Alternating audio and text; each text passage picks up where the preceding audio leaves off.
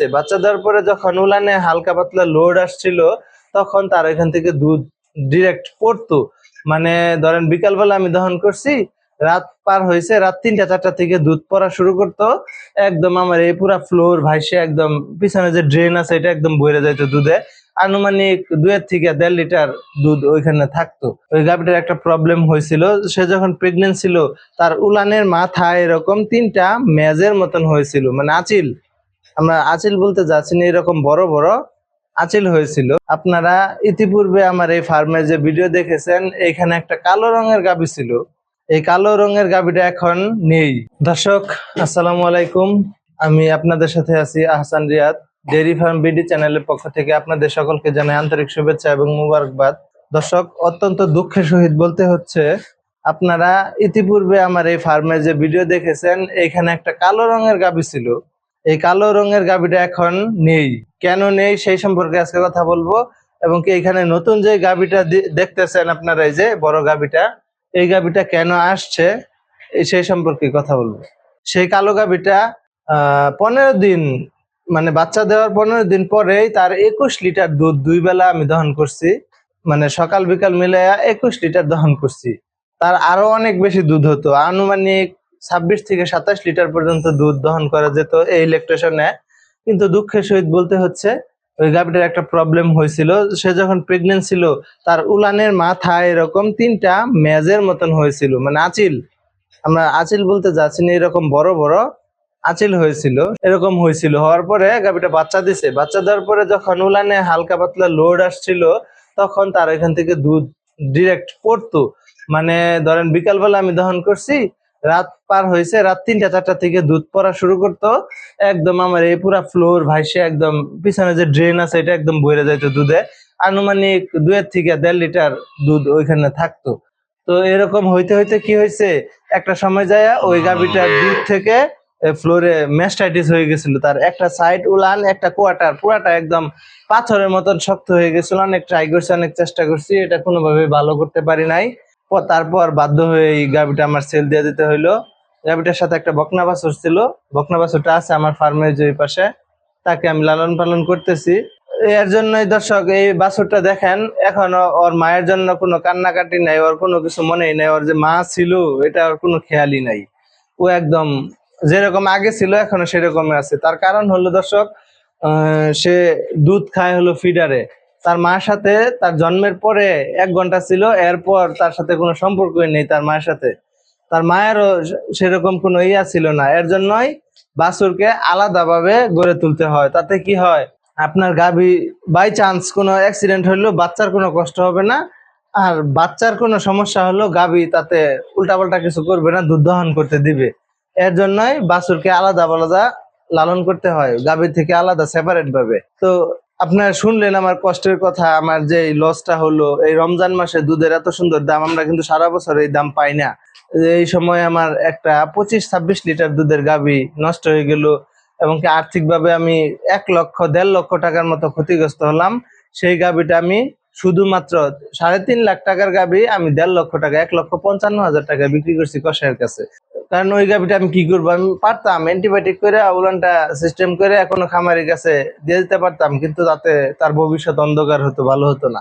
তো তারপরে এখন কথা বলি এই গাভীটা নিয়ে। দর্শক এখন যে গাভীটা দেখতেছেন, এটা অনেক ভালো মানের, মানে খুব হাই মেরিটের একটা গাভী। আপনারা কেমন দেখতেছেন জানি না। এই গাভীটা আমি সংগ্রহ করছি একটা বড় ফার্ম থেকে। সেই ফার্মে এই গাভীটা ছিল। এই গাভীটা এখন বর্তমানে 4 মাস প্রেগনেন্ট আছে, প্লাস 10 লিটার প্লাস 10-11 লিটার মতন দুধ আছে। সেই দুধটা আরো বাড়বে। এই গাভীটা যে ফার্মে ছিল খুবই খারাপ অবস্থায় ছিল, তার দেখেন শরীরে হাড় ছাড়া কিছু নেই, তারপরে 10 লিটারের মতন দুধ হয়। কিন্তু এই গাভীটা যখন বাচ্চা দিয়েছিল আজকে থেকে 6 মাস পূর্বে, তখন এই গাভীটা 2 বেলা 28 লিটারের মতন দুধ দিত। এই দেখুন তার শেপ গুলো দেখুন, আর 2 বেলা 28 লিটারের মতন দুধ দিত এই গাভীটা।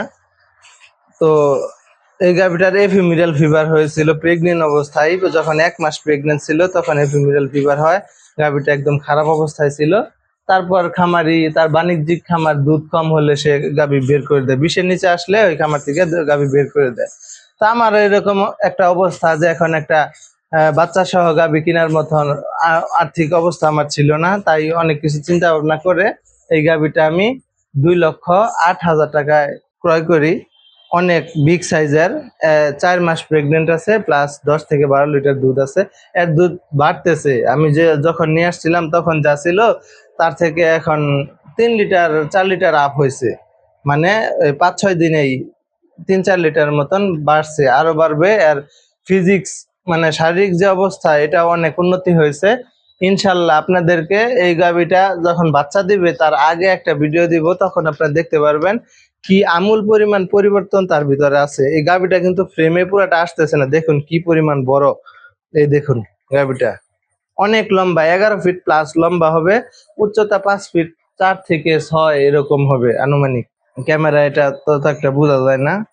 তো এই অবস্থায় মানে আপনারা যারা বিপদগ্রস্ত হন, মানে এরকম একটা অবস্থায় খামারে, তখন আমি আশা করি আপনারা ওই অবস্থায় কন্টিনিউ করে ঋণ ধার করে বড় গাভী মানে দুধের যে গাভীগুলো আছে সেইগুলো না নিয়ে আপনারা এরকম দুধ গাভীন, দুধ আছে প্লাস পেটে বাচ্চা আছে, 6-7 মাস পরে তার একটা ফিউচার আছে, এরকম গাভী কিনবেন কম বয়সে। সে কিন্তু 6 দাঁত বা 8 দাঁত, নতুন 8 দাঁত এরকম তার বয়স আছে। সে 2টা বাচ্চা দিছে আগে, এবার 3 নাম্বার বাচ্চা দিবে। এরকম গাভীগুলো সাধারণত ভালো যত্ন নিলে অনেক ভালো দুধ হয়।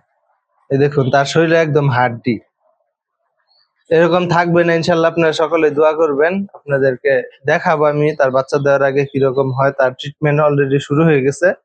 ইনশাল্লাহ আরো ভালো অবস্থায় সে চলে যাবে কিছুদিন ভিতরে। দেখেন উলানে পর্যাপ্ত জায়গায়, দেখেন দেখেন দেখছেন, এই যে পর্যাপ্ত জায়গা, তার লুম পশম চামড়া একদম পাতলা, এই দেখেন।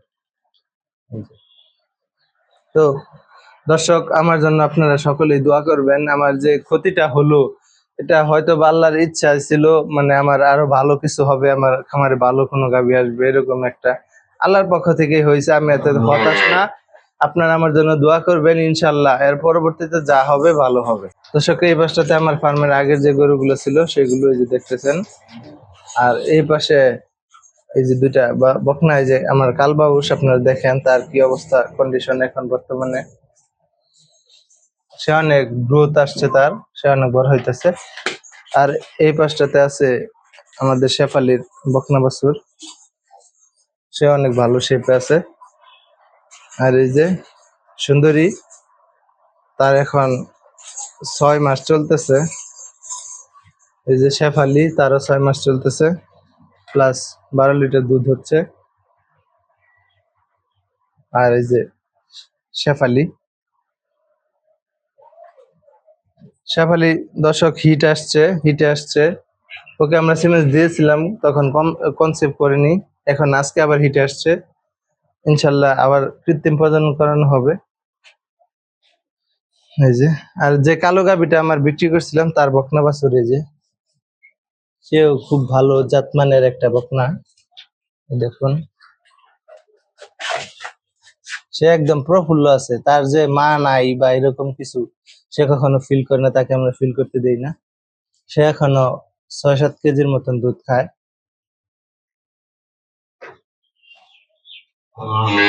তো দর্শক, সকলে ভালো থাকবেন, আমার জন্য দোয়া করবেন, আমার খামারের জন্য দোয়া করবেন। অবশ্যই আমার চ্যানেলে নতুন হলে সাবস্ক্রাইব করবেন, প্লাস ভিডিওতে একটা লাইক দিবেন, কমেন্টস করবেন, আপনাদের মতামত জানাবেন।